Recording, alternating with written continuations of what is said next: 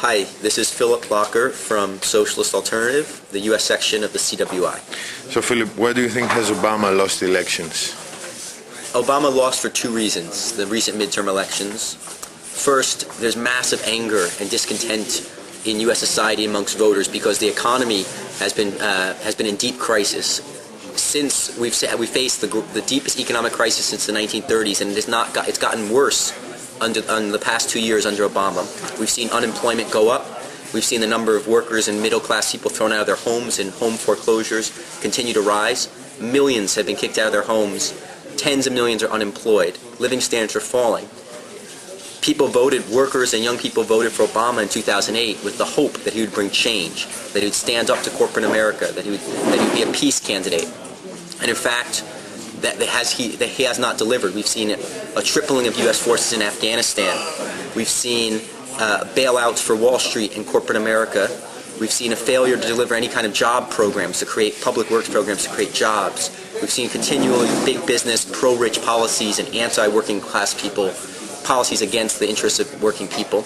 So that has created big anger in society.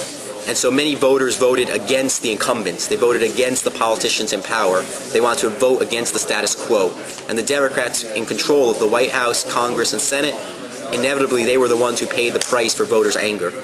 The second factor was there was a huge disappointment, particularly amongst left-wing workers and young people, the ones who are most enthusiastic about Obama in 2008, who really wanted to see fundamental change in U.S. society. They were really disappointed, and their turnout in the midterm elections went down dramatically. Young people, people of color, and left-wing voters in general, they voted far less often than they did in 2008. Meanwhile, the right wing, the Republicans, mobilized their base to come out and vote. So it's not true, the claim that it shows the U.S. is conservative and right-wing, or that Obama was too far to the left. What really was the case is it's the punishment Obama's facing for carrying out big business, conservative policies. Philip, what is the Tea Party and what threat it represents for the American movement? The Tea Party is a reflection of the anger I was just talking about, the huge discontent that exists because of the big business policies the Democrats and Republicans have carried out and the crisis facing working class people and middle class people in the U.S., an unprecedented crisis. It also is a reflection that there's no left-wing fighting mass left-wing alternative that's fighting against big business and fighting for working people. And given that vacuum, our organization, Social Alternative, we warned in 2008 that inevitably Obama was going to carry out big business policies that were going to create anger and disappointment. And if there wasn't a fighting left-wing alternative built that stood up against Wall Street and called for the interests of working people, like public works programs to create jobs, raising the minimum wage, nationalizing the banks, pulling the U.S. out of Iraq and Afghanistan, inevitably that would create the space for right-wing populism that would demagogically, opportunistically tap into the anger that exists at falling living standards, but misdirect it against big government, against immigrants, against gays and lesbians, against women.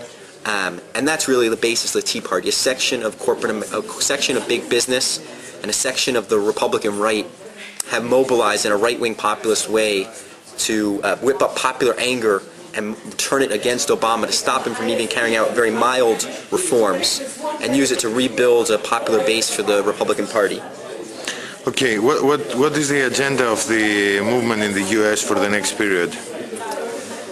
The U.S. is heading into a period of struggle. The struggle is on the agenda. Mass struggles on the agenda in the U.S. We don't know the exact timing, but it will develop because of the deep crisis, economically and politically.